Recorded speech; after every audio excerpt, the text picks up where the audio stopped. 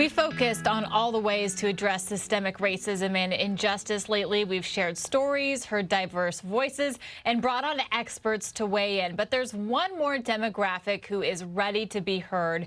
It's our youth. We are seeing younger generations speaking up now louder than ever. And among those voices is 15-year-old Isaac Lee from Irvine. He recently wrote an essay. It's called A Letter to the Schools Who Taught Us Otherwise.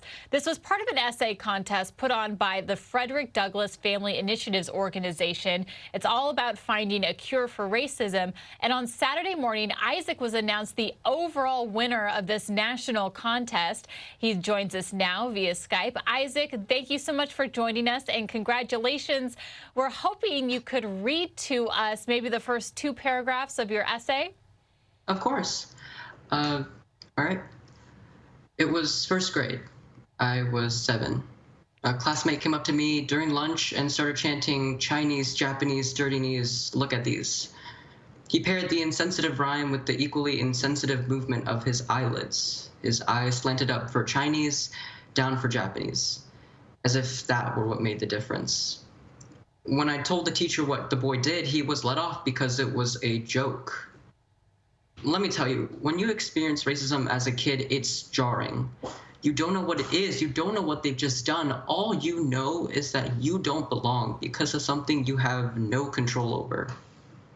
Well done, Isaac, and really well said. Now, this was a contest with submissions from all over the country, and in your essay, you really focused on the education system, and you talk about that experience. How do you feel like our schools are failing us in this regard? Well, one really great place to look at is high school literature. Recently, our schools released the curriculum for all the books you're going to read. And a lot of them are, classics, but they're also written by mostly white authors. There's not really a lot of diverse cast of literature that we can read where I can see someone who looks like me.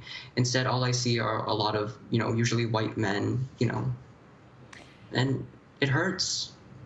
With everything going on right now and the national dialogue that we're having and what you're hearing from your peers, and with this essay, are you hopeful moving forward? I mean, do you see that this is a moment for change? I really am hopeful. Recently, I've seen a lot of my friends become very strong activists on social media, and it's just beautiful seeing all these people who I've, maybe glanced at once or twice suddenly become, leading, leaders in this fight against, racial injustice. And so I am hopeful for the future, and I really hope that some change is going to start happening.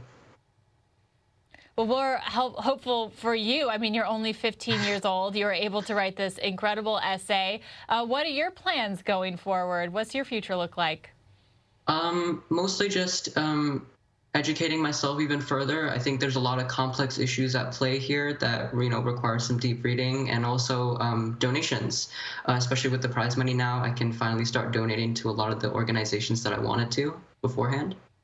That's amazing. Thank you so much for joining us, Isaac. Very inspiration. If people want to learn more about the essay contest and read the rest of Isaac's submission, you can visit FDFI.org.